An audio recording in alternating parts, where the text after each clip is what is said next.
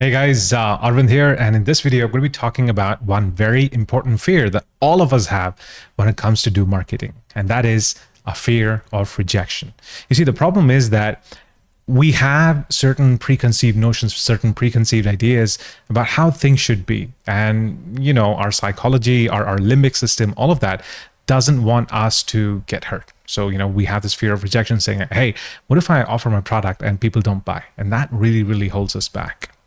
You think about it, the way it affects us is threefold. Number one, it's really, really messing with our business growth, right? Like if we could get out there, if we could do more marketing, if we could do more selling, we're going to be happier. But unfortunately, we're not doing that.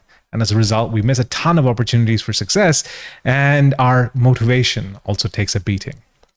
Now, if we take a step back and realize that, hey, if I don't do marketing, my business is screwed. If I don't do marketing and I'm just building, that's a hobby, it's not a business.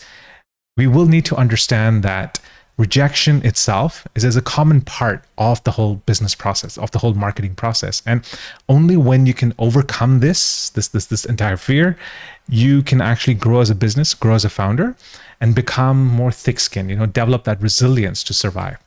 Now, when you look at this, right, all the stuff that actually goes into developing this fear of rejection within us, apart from just the past negative experiences and our conditioning, is that most of us don't have marketing experience, right? And we can't get that marketing experience until you go out and do marketing. So it's kind of like this weird catch-22 where you want to do marketing, but you're scared, but you can't overcome your fear until you actually get through this itself.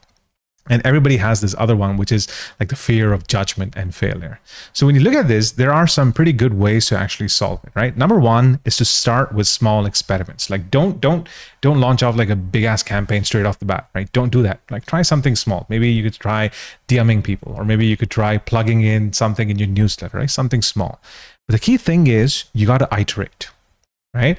You need to get that feedback from this experiment. You have to try, like, list out a bunch of experiments, try out the first one, see what you learn, use that information to inform how you're going to be doing the second one and the third one, so on and so forth, right? And as you're doing this process, you're going to be putting yourself out there. You're going to be putting yourself in front of others.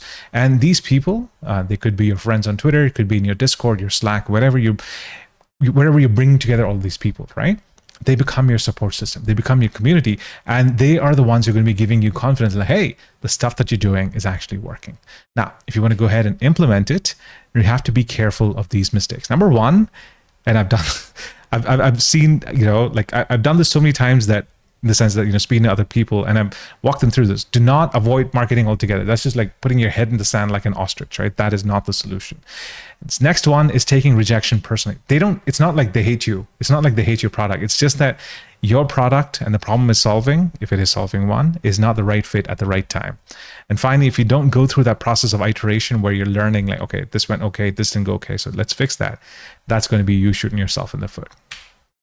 That said, here are three things you got to remember when you're going to be shipping this out, right? Number one, the best way to do marketing is to not be fake, right? Like be yourself, talk about your warts and all, right? Talk about your process, talk about your fears. You don't have to be like a fake person to do marketing. That's super duper important. Number two, focus on helping your audience succeed, right? You want to give them value. That's what everybody talks about, giving value, right? But that's what it means. Like whoever you want to help them win. Right? That's what your product exists for. Your product exists to solve a particular problem a particular person has, right? Help them win. That's the best way to actually provide value. And finally, the third one is celebrating your own wins and milestones, right? Like, hey, I crossed $100 monthly recurring revenue, or hey, I cracked my first coaching client, or hey, I've done 15 customer calls, whatever it is that is important to you, that is going to be moving your business forward. Go ahead and celebrate that. Just by doing these things, the stuff that I've spoken about in this video, you should be able to massively, massively overhaul your fear of rejection, right?